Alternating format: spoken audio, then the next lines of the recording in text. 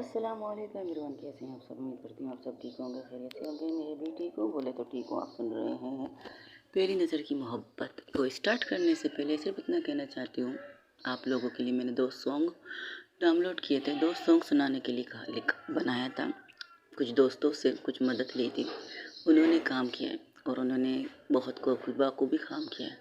मैंने कुछ सीखना था, कुछ सीख चुकी हूँ, लेकिन इसमें टाइम और दिमाग कुछ ज़्यादा ही जाता है। अगर मैं इन्हीं चीज़ों को सीखूँगी तो मैं स्टोरी रिकॉर्ड नहीं कर पाऊँगी। पूरा दिन मेरा इन चीज़ों में लग जाता है, ये किस तरह करना है, इसे किस तरह करना है, इसे उस तरह करना है या नहीं करना। मैं 50% तो पास हो चुकी हूँ, 50% में फ़ेल हो चुकी हूँ। मुझे एक लॉन्ग वीडियो बनानी होती है ना, लेकिन उस वीडियो के लिए मुझे पैसे देने पड़ेंगे। जो कंगल कहते ना, टन गोपाल, वैसे ही मेरी हाल है। मेरी कंडीशन ऐसी है कि मैं फ्री में चीज़ें करना चाहती हूँ, फ्री में वीडियो बनाना चाहती हूँ, फ्री में डाउनलोड करना चाहती हूँ। अगर मुझे लॉन्ग चाहिए तो मुझे लॉन्ग वाली वीडियो बनाने के लिए एक ऐप को लेना पड़ेगा। उस ऐप से मुझे अपने अकाउंट से पैसे देने पड़ेंगे, और मेरे पास तो अकाउंट नाम की कोई चीज़ ही नहीं है। I am not you accounted. मुझे अकाउंट वाली चीज़ें नहीं आती, तो मेरे पास अकाउंट नहीं है। हाँ, 2 दोस्त मिले हैं जिनसे मैं म्यूज़िक बनाती हूँ और जिससे मैं तस्वीर को 8 सेकंड की बनाती हूँ। 3 दोस्त कह सकते हो, 3 दोस्त मुझे अच्छे खासे मिले हैं। और चैट जीटीपी कहते हैं उसे, एक यही है, एक संगीत वाली है जो 30 सेकंड के लिए मुझे एक म्यूज़िक बना के देती है, और एक इमोजी वाली ऐप जो इमोजी को 8 सेकंड के लिए वीडियो के कन्वर्ट करती है। बस एक ही चीज़ को कन्वर्ट करती है, इसके अलावा कुछ और कन्वर्ट नहीं करती। अगर जैसे कि आपको एक लॉन्ग स्टोरी बनानी है, एक लॉन्ग स्टोरी को जैसे कि एक कार्टून की शक्ल में देना है या कुछ और तरीके से देना है, उसके लिए आपको अलग ऐप की ज़रूरत होती है। अलग ऐप को आप लेंगे तो उनकी भी बहुत सी चार्जिंग होंगे। कुछ लोग वीडियो बनाते कहते हैं कि नहीं, आप फ्री में ये कर सकते, फ्री में लॉन्ग वीडियो बना सकते। बिल्कुल भी नहीं, ये बिल्कुल भी नहीं, सच नहीं है। ये आप लोगों को बताते हैं, हाँ शुरू में वो बताते, लेकिन बाद में ये कहते हैं अभी तो फ्री में मैं इस्तेमाल कर रहा हूँ, बाद में इसका चार्जिंग लगेगी, ये मैं नहीं कह सकता। यानी कि बंदे को यही से समझ जाना चाहिए कि इसका ये मतलब है कि पैसे वाला ऐप है। ये बस बता रहे हैं कि फ्री में, बिल्कुल फ्री में कुछ भी नहीं होता। मैंने जितने भी ऐप डाउनलोड किए, जितने भी यूट्यूब से बार से मैंने सुना है कि ये ऐप फ्री है एक लंबी वीडियो बनाने के लिए, बिल्कुल भी सच नहीं है, बिल्कुल भी सच। उनमें से आधा सच है। 30 सेकंड वाली सॉन्ग सच है, ये इमोजी वाली चीज़ें सच है, और चैट जीटीपी वो सच है, वो बिल्कुल सच है। उससे हम बात भी कर सकते हैं, उससे अपनी प्रॉब्लम की एक नॉर्मल इंसान की तरह भी बात कर सकते हैं। लेकिन ये तो ऐप, लेकिन आपको हर सवाल का जवाब देने वाला ऐप है। वो आपको हर चीज़ के बारे में बताएगा। अब जैसी तस्वीरें चाहेंगे वैसी तस्वीरें आपको दे सकता है। कुछ ऐप ये तस्वीरें नहीं देते, लेकिन वो उसी तरीके की तस्वीरें आपको दे सकता है जो आप एक पिक्चर डाउनलोड करते हैं वैसे। अगर आप चाहते हैं कि मैं इसके पर एक वीडियो बनाऊँ तो मुझे ज़रूर कमेंट्स में करके बताइएगा कि मैं आप लोगों को एक छोटा सा वीडियो बना के दे दूँगी कि मैंने किस तरह से क्या क्या करके ये वीडियो बनाया है, जो मैंने यूट्यूब में क्या कहते हैं शॉर्ट में डाले हैं। ये जो नाम थे यूट्यूबर सॉन्ग के, जो मैंने आपके लिए सॉन्ग बनाई थी, उसके नाम की सारी चीज़ें मैंने उनसे ही लिए थे। तस्वीरें भी मैंने उनसे ही लिए थे, चीज़ें भी मैंने उनसे ली। बस मेरा ये काम था कि मुझे दिमाग लगाना पड़ता है, और दिमाग मेरे पास इतना है नहीं कि अगर मैं यहाँ लगा तो आप लोगों की स्टोरी बिल्कुल नहीं मिल पाएगी। इसलिए अब मैंने सोच लिया कभी कभार अगर टाइम मिला तो दिमाग लगा दूँगी, इससे ज़्यादा नहीं लगा पाऊँगी, और आप लोगों की स्टोरियों को लाती रहूँगी। चलिए, बहुत बहुत शुक्रिया आपका साथ देने के लिए। उस संगीत में, उस म्यूज़िक में मेरी फीलिंग थी जो मैं आप लोगों से कहना चाहती थी, और पोस्ट में जो तस्वीरें मैंने आप लोगों को दी थी वो भी एक मेरी फीलिंग थी।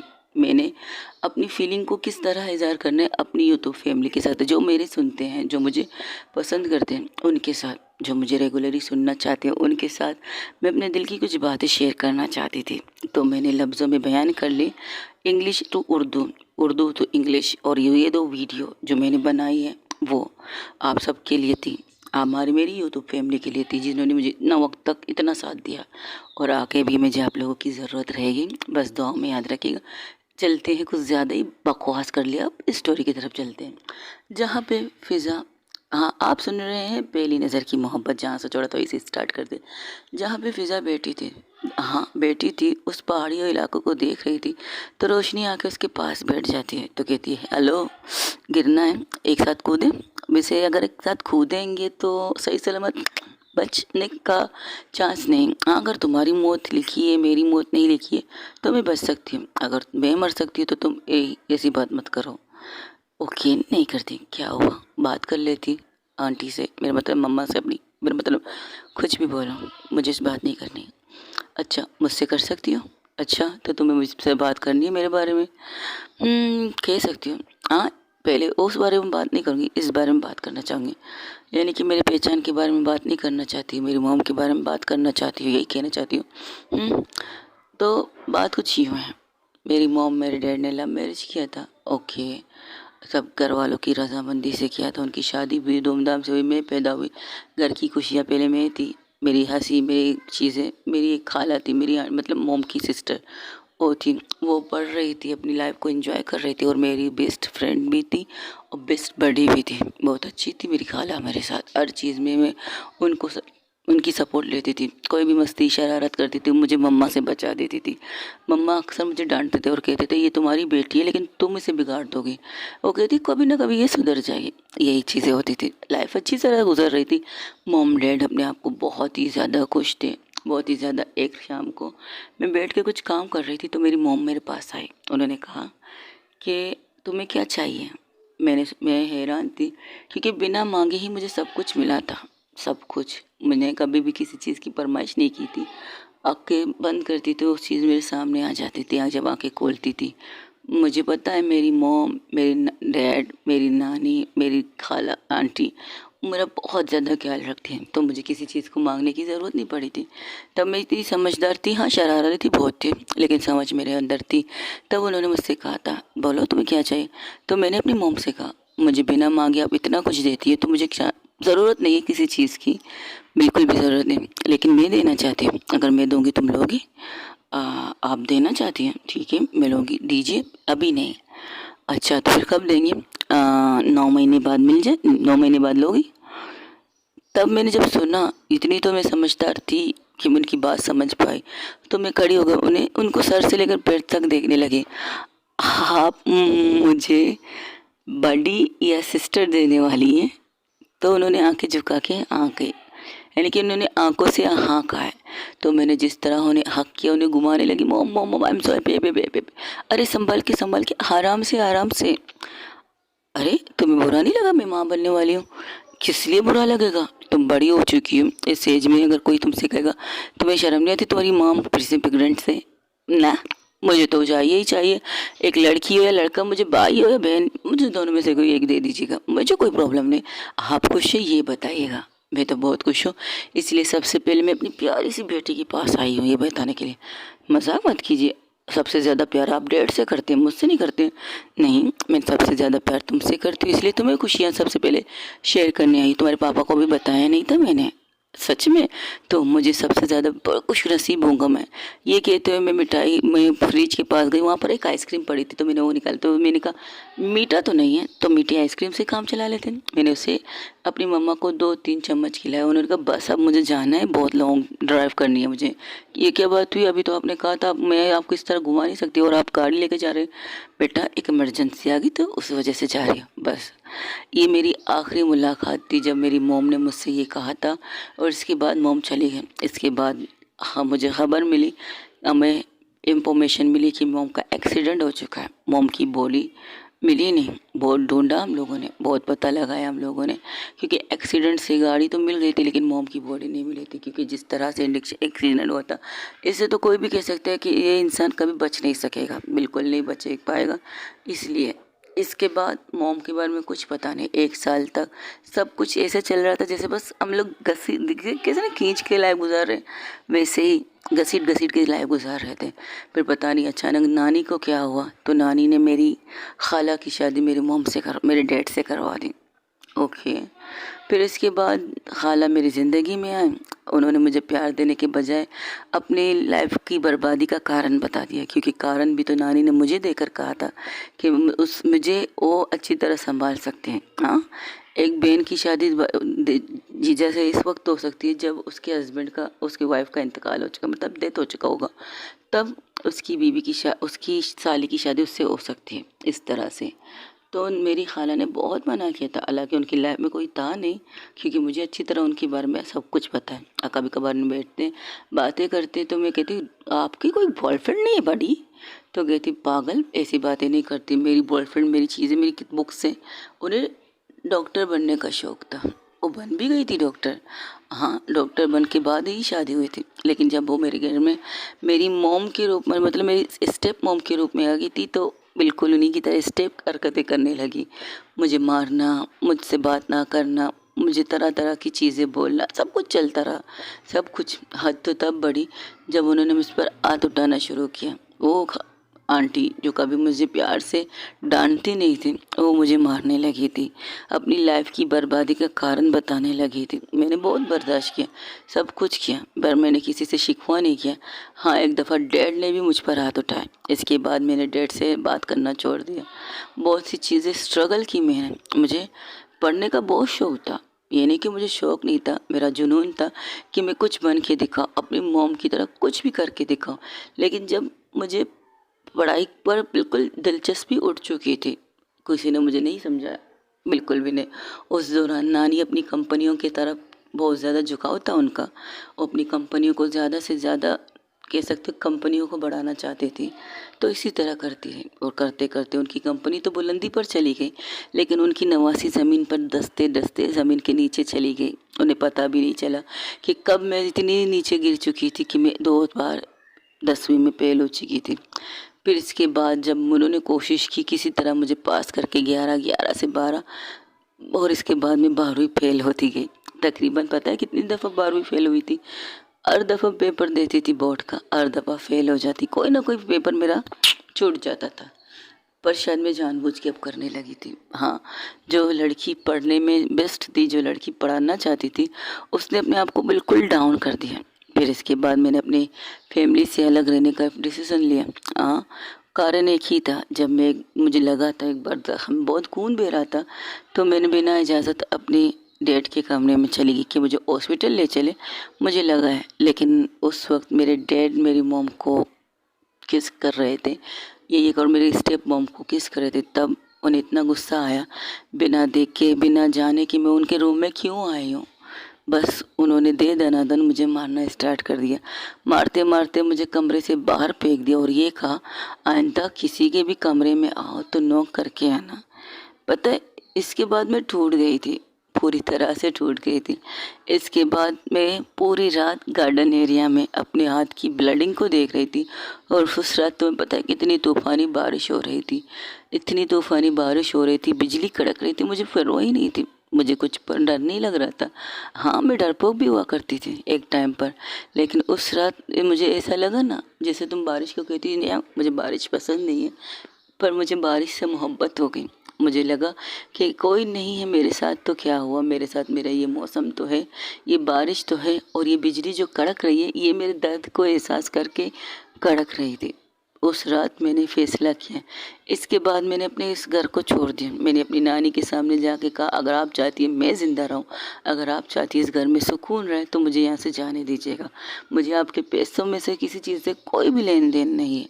मुझे ना अपने डैड की प्रॉपर्टी से हिस्सा चाहिए, ना मुझे आपकी प्रॉपर्टी से हिस्सा चाहिए। मैं अपनी लाइफ जैसी तैसी गुजार लूँगी, काम करके, 5 टाइम जॉब करके, कुछ ना कुछ करके अपनी लाइफ को मैं गुजार लूँगी। 2 इंसानों ने मुझे बहुत ज़्यादा सपोर्ट किया, नीलम एंड कंवल, मेरी बेस्ट फ्रेंड थी। जब जब मैं टूटती थी तब तब वो मुझे जोड़ने के लिए मेरे पास होते थे, हर दफ़ा होते थे। लेकिन उस रात जब मैं पूरी तरह से टूट चुकी थी ना, कोई था नहीं मेरे पास, मेरे दोस्त भी थे, लेकिन हाँ, एक बात थी, पता नहीं कैसे उन्हें पता चल गया कि मैं ठीक नहीं हूँ। मुझ पर कॉलिंग पे बात कर रहे थे, बहुत ज़्यादा बात कर रहे थे। वो आना भी चाहते थे मेरे पास, लेकिन बारिश ने उन्हें इजाज़त नहीं दी। बारिश ने सोचा कि क्यों ना सिर्फ मैं उसके साथ हूँ, यानी कि वो मेरे साथ हो, इसके अलावा कोई ना हो। उस रात मैं पूरी तरह से बहुत कुछ को ख़त्म कर चुकी थी। ना मेरा कोई रिश्ता था, ना मेरे मॉम थे, ना मेरी स्टेप मॉम थी, कुछ भी नहीं, सब कुछ ख़त्म। हाँ, मेरे दारोमदार मेरी नानी थी, वो मुझसे बेतहाशा प्यार करती हैं और मैं उनसे बेतहाशा प्यार करती हूँ। इसके बाद मेरी लाइफ, जब उनकी लाइफ में बद के बच्चे होने लगे, मैं तो बिल्कुल एक कोने में पड़ गई। इसके बाद ना मैं अपने घर में ज़्यादा गई, ना उनसे पॉकेट मनी ली, कुछ भी नहीं ली। हर महीने अकाउंट में मेरे पैसे आ जाते हैं, उन्हीं अकाउंट के पैसे मैं रिटर्न करके उनकी कंपनी में दे देती थी। मुझे इनकी ज़रूरत नहीं है, मेरे पास इतना गुजारा करने के लिए है कि मैं 2 वक्त का खाना भी खा सकती हूँ और दोस्तों के साथ पार्टी भी कर सकती हूँ। इतना मुझे खुद पर यकीन था। 12वीं फेल थी पर खुद पर यकीन था, कुछ ना कुछ करूँगी, अपने आप को संभालूंगी। मैंने किस एज में नौकरी करना शुरू किया मुझे खुद नहीं पता। घर से निकलने के लिए मैंने बहुत से तरीके सोचे और उसी तरीक़ों पर मैंने अमल किया। इससे मैं बहुत ही ज़्यादा कम घरों में होती थी, मतलब अपने नानी के घर में ज़्यादा कम होती थी। कुछ जॉब करती थी, कुछ पॉकेट मनी, कुछ अलग अलग काम करती थी, कुछ पढ़ने वाले काम करती थी। लोगों के साथ लड़ाई करने के लिए मुझे पैसे मिलते थे, मैं वो ऐसे ही करती थी। लाइफ ऐसी गुजर रही थी, अच्छी गुजर रही थी लाइफ। फिर तुम मेरी ज़िंदगी में आई, मेरी दर्द की तकलीफ़ की शायद यही ख़त्म था, यही सोचा था। लेकिन जब मुझे पता चला मैं जिस को इंसान को अपने दर्द का ख़ात्मा समझ रही हूँ, वो किसी और के साथ शादी कर रही है, वो किसी और के नाम की दुल्हन बन चुकी है, उसके हाथों में किसी और के नाम की मेहंदी लग चुकी है, तो मैं फिर से टूट गई थी।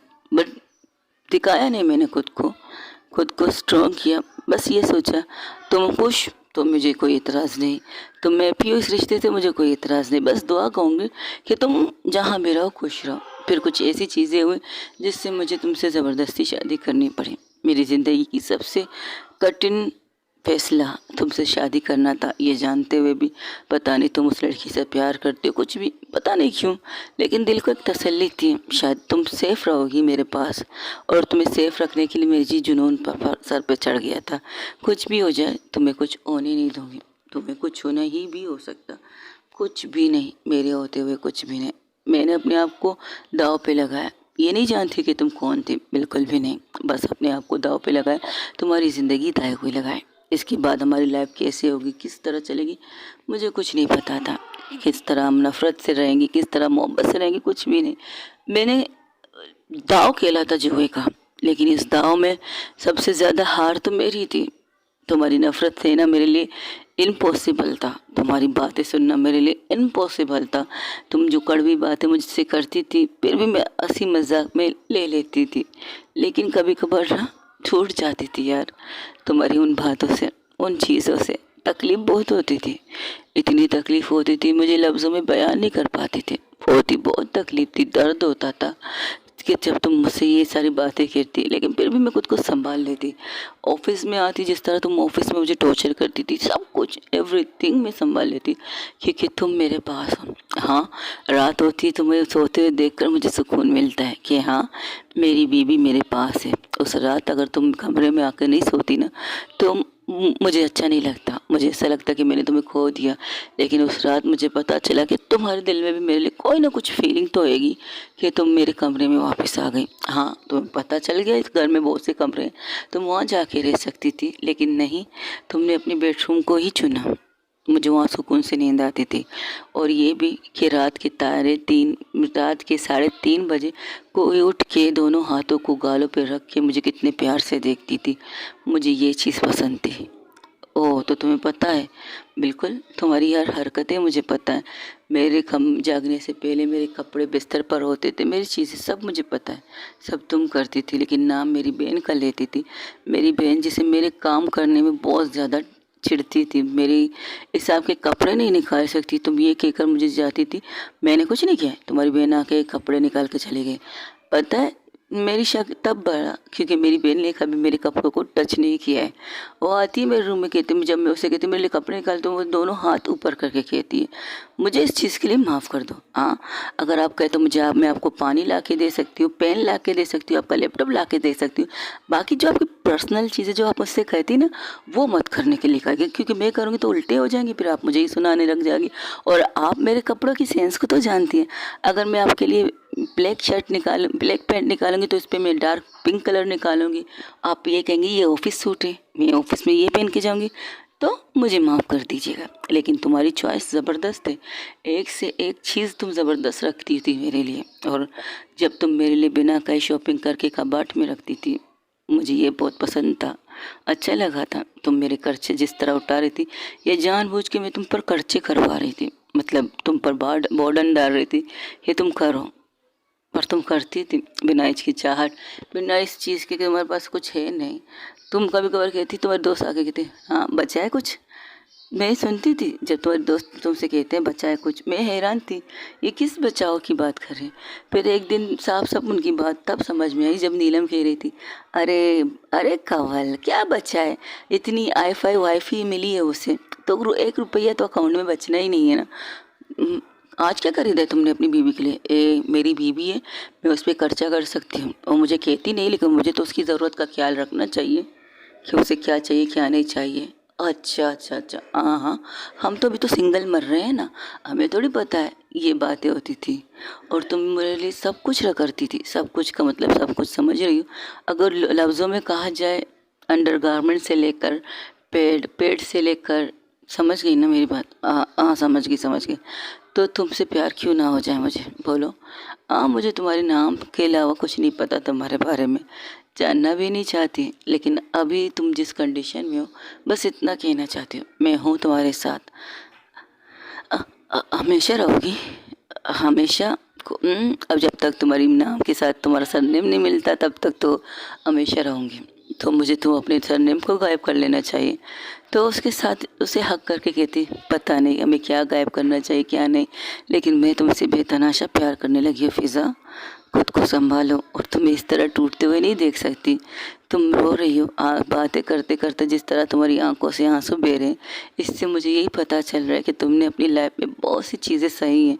तुमने अपनी उस काला की चीज़ें सही हैं जिससे तुम सबसे ज़्यादा प्यार करती थी, जो एक वक्त तुम्हारी जान हुआ करती थी, लेकिन अब तुम उनकी ज़िंदगी की सबसे बड़ी दुश्मन हो गई थी। हाँ, इसके बाद सही होने लगा था, उन्हें अपनी गलती का एहसास होने लगा था, 1-2 दफ़ा माफ़ी मांगने भी आई थी, लेकिन मुझे ये पसंद नहीं है, मुझे कुछ भी पसंद नहीं है। उन चीज़ों को याद करती हूँ ना रोशनी, मुझे खुद से नफ़रत होने लगती है। काश एक दफ़ा कोई मुझसे कहता कि मुझे क्या चाहिए। मेरी नानी ने मेरे डैड का सोचा, कल को कोई और औरत ना आ जाए मेरे बारे में सोचकर मेरी नानी ने ये डिसीज़न लिया था। और यहाँ देखो, मेरी सगी माँ जिन्होंने मुझे पैदा किया है, जिन्होंने मुझे संभाला है, उन्होंने सिर्फ अपने बहन का सोचा, मेरा नहीं सोचा। मैंने क्या कसूर किया? मैंने क्या कसूर किया? मेरा तो कोई कसूर था नहीं। मैंने तो नहीं कहा था नानी को ये फैसला करने के लिए। मैं इतनी समझदार थी, इतनी मैच्योर थी, करने देते डैड को, किसी और से शादी करने देते, मुझे कोई प्रॉब्लम नहीं था। तो लेकिन उन्होंने अपनी बेटी की ज़िंदगी क्यों चुनी? मुझे इस चीज़ से नफ़रत हो गई थी खुद से कि मैं अपनी खाला की लाइफ को बर्बाद करने के कारण बन गई।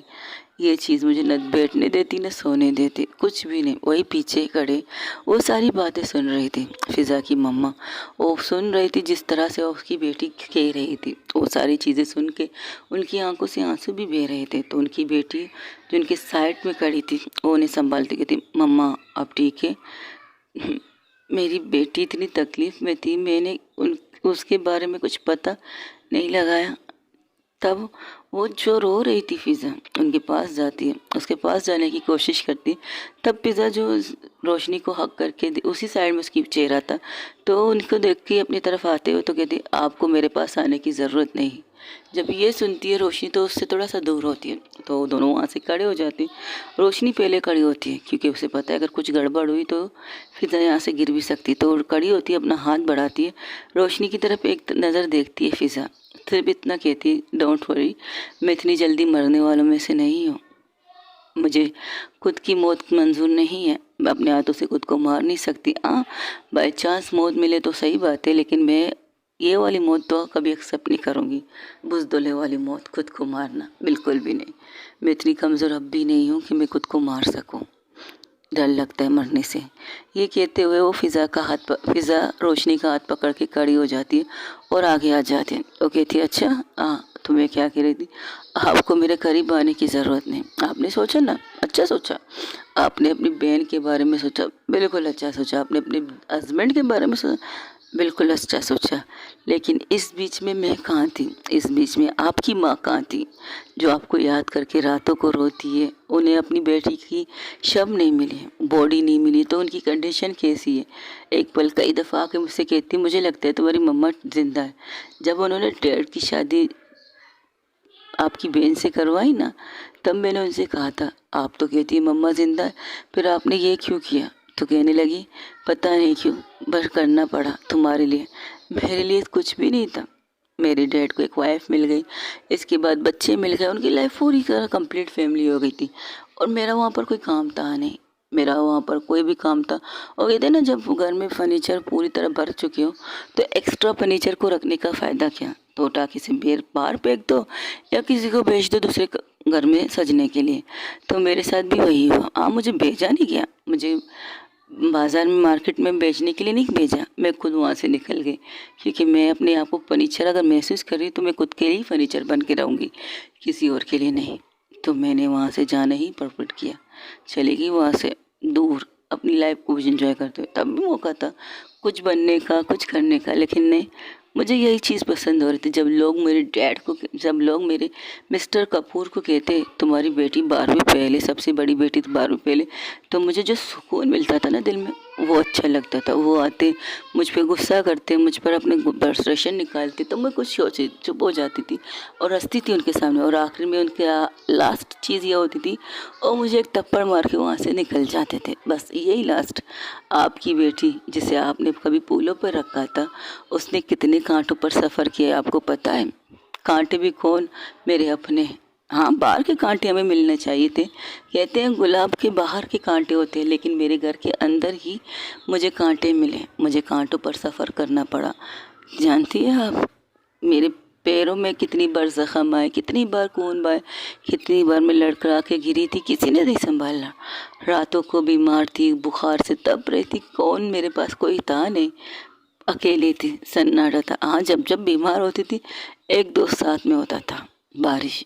वो मेरी मोहब्बत कह सकते हो, मेरी फिज़ा से, मेरी रोशनी से पहली मोहब्बत मेरी बारिश है। उससे मैं बेतहाशा प्यार करती हूँ।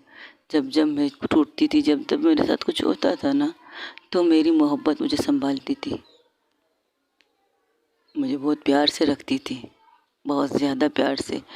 इसलिए मेरी मोहब्बत मेरी बारिश से है। लेकिन मेरे पास फैमिली नाम की कोई चीज़ थी नहीं, कुछ भी नहीं था।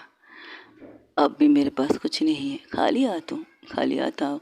हाँ, एक इंसान है, लेकिन इसका भी भरोसा नहीं कर सकती, क्योंकि इसे मेरे बारे में कुछ नहीं पता। आपको बता दूँ ये कौन है। ये है रोशनी गरेवाल। जैसे ही ये सुनती है वो उसकी तरफ देखने लगती है। तो रोशनी हैरान थी, उसकी मोम मुझे क्यों देख रही है। तो उसकी मोम भागते हुए जाती है, तुम रोशनी गरेवाल हो, तुम निगार की बेटी हो। तो कहती, हाँ मैं निगार की बेटी हूँ, लेकिन आप मुझे जानते हो। वो उसे गले लगा देती, तुम तो बिल्कुल अपनी मम्मा पर गई हो, वही आंखें, वही चेहरे का नक्श। जब अगर जवानी में होती ना, तो तुम्हारी मम्मा की फोटो कॉपी होती। तो जब ये सुनती है तो उसे याद आता है, उसकी दादा दादी भी कहती, तुम तो बिल्कुल अपनी मम्मा पर गई हो। कि क्या आप मेरी मम्मा को जानती है। तो कहती, हाँ अच्छी तरह जानती हो तुम्हारी मम्मा को, एक वक्त दोस्त हुआ करते थे हम लोग। हाँ अच्छा, तो मैंने आपको कभी देखा है। तुमने इन्हें देखा है। रोशनी के पास आके फिजा कहती है, तुमने देखा है पर गौर से नहीं देखा है। इस बात को छोड़ो, मेरी बीवी को नहीं पता मैं कौन हूँ। जब ये सुनती उसकी माँ उसकी तरफ देखने लगती है। हाँ, मैंने जब इससे शादी की थी मुझे सिर्फ रोशनी का नाम पता था, ये रोशनी है, इसे एक इंसान से खतरा है। तो कहती मिस्टर शेठी। जैसे ये कहती है तो रोशनी हैरान हो जाती है, ये शेठी अंकल को भी जानते हैं। तो उसकी जब नाम सुनती है अपनी मोम के मुंह से तो हंसने लगती है, कमाल है, आपको ये भी पता है, चलिए ठीक है। हाँ, मिस्टर शेठी से खतरा था इसे। जब मैंने इससे शादी की थी मैं शेठी के बारे में भी नहीं जानती थी, मैं किसी के बारे में नहीं जानती थी, बस जानती थी ये रोशनी है, मुझे इससे शादी करके इसे बचाना है, और इसकी एक बहन है। तो जब वो बहन का नाम लेती है तो उसकी बहन को विनीता, तो उसकी मोम उसके नाम लेती है तो कहती, हाँ विनीता, जिसका नाम आपने रखा था, याद है मुझे। उनको बचाना था, तो मैंने उससे शादी की। फिर जिस ऑफिस में मुझे काम मिला था वो इसी की ऑफिस थी, गरेवाल ऑफिस। तब मुझे पता चला कि मैं जिससे शादी कर चुकी हूँ वो रोशनी गरेवाल है। हाँ, मेरे कंपनी का नाम जान के ही नौकरी कर रही थी, क्योंकि पापा को अपने दुश्मनों से नफरत है, तो उनके नफरत वाले दुश्मनों के साथ मिलकर काम करने में मुझे मज़ा आता है। इसलिए मैंने इस कंपनी को चुना, क्योंकि पापा इस कंपनी के लोगों से, इस कंपनी को से बहुत ज़्यादा नफरत करते हैं। बस उन्हें गुस्सा, उन्हें चीज़ें दिखा बढ़ाने के लिए तो मैंने इस कंपनी में जॉब किया था।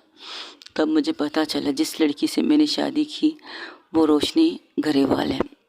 खुद से लड़ी, फिर से लड़ी। वो रोशनी के सामने आके उसके फेस को पकड़ के कहती है, फिर से लड़ी थी मैं खुद से।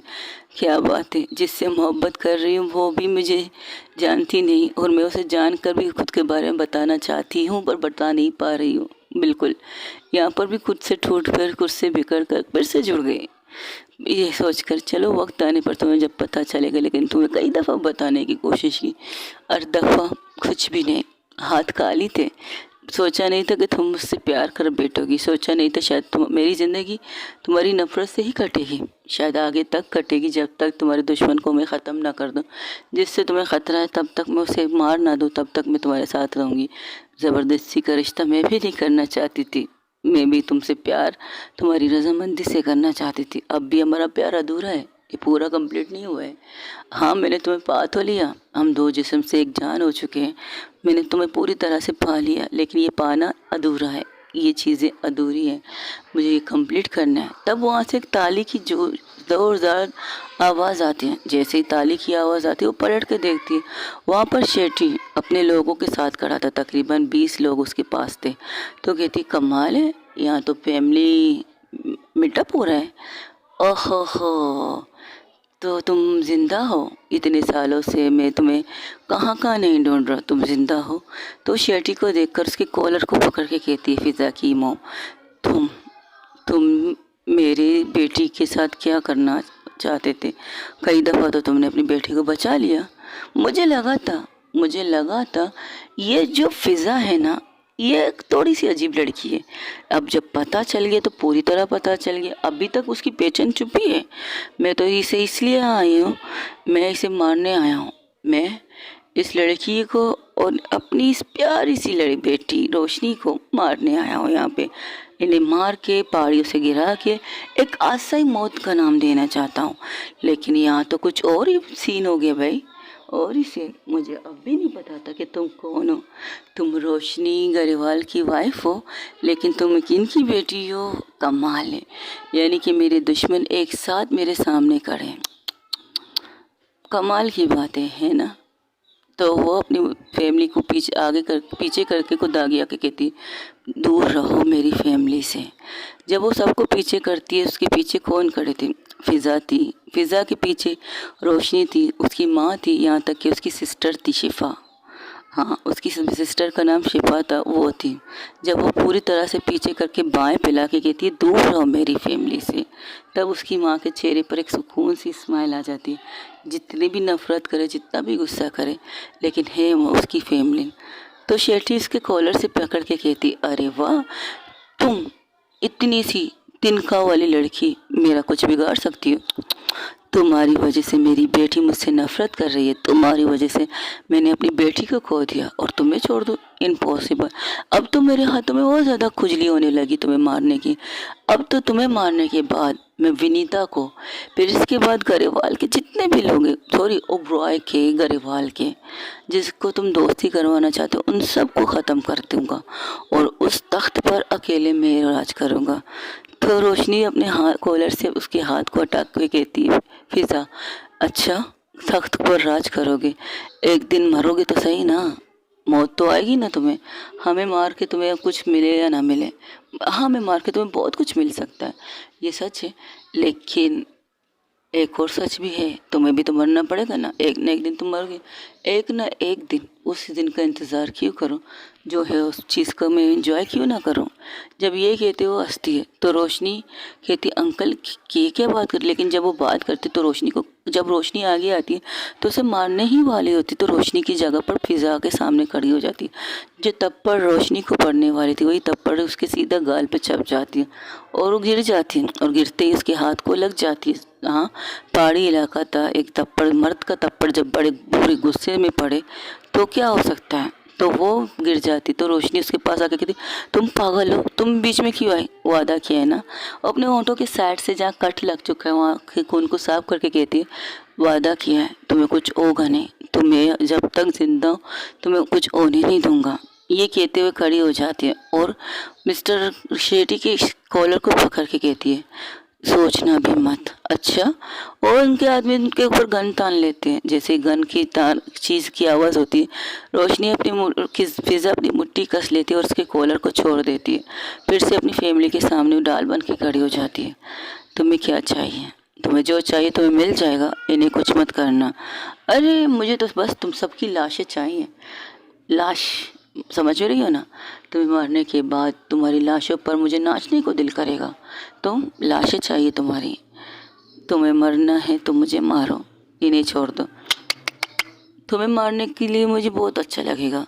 तुम्हें पता है वैसे मिस रोशनी गरेवाल, तुम्हारी बीवी कौन है पता है तुम्हें, ये लेडी कौन है पता है तुम्हें, ये वो औरत है जिसने तुम्हारी माँ और बाप को एक्सीडेंट में मारा था। इनकी गाड़ी की वजह से तुम्हारे मॉम डैड का एक्सीडेंट हुआ है। तो कहती झूठ बोल रहा है ये इंसान, बिल्कुल झूठ बोल रहा है, मैंने तुम्हारी मॉम डैड को नहीं मारा था, मैंने कभी भी अपनी दोस्त को और उसके हस्बैंड को नहीं मारा था। अरे अरे अरे, ये तुम कहती हो ना, लेकिन कानून के फाइलों में किताबों में तो यही दर्ज है ना, शराब पीते हुए पार्टी से निकलने के बाद तुम अपनी गाड़ी में बैठी और गाड़ी से तुमने 2 इंसानों को उड़ा दिया, और इसके बाद तुम्हारी लाश का पता नहीं, तुम्हारा भी खराब एक्सीडेंट हुआ, तुम्हारी लाश को नहीं मिली, जिंदा हो या मर चुकी हो क्या हुआ किसी को नहीं पता, क्योंकि जंगल एरिया में गिर गई थी जहाँ पर जानवर, जंगली जानवर बहुत से थे, शायद उन्होंने तुम्हें चीर पार के खा लिया। यही चीज़ें किताबों अखबारों में या पुलिस के फाइल में पड़ी है, अब भी सेफ है, अगर मैं खोलूँ तो तुम्हें जेल भी हो जाएगी। तो कहती है, शेठी तुम अपने काम का इंजाम मुझ पर मत दो। तो कहती है, अरे वाह, मेरा काम, तुमने एक्सीडेंट किया और तुम मेरा नाम ले रही हो, मैंने शराब पीती नहीं हूँ, ये तुम भी अच्छी तरह जानते हो, और जब मैं माँ बनने वाली हूँ तो बेवकूफ़ों की तरह शराब पीऊँगी क्या, दिमाग फिर गया है तुम्हारा, ये तो तुम्हें पता है ना तुम माँ बनने वाली हो, तुमने तो किसी को बताया नहीं कि तुम माँ बनने वाली हो।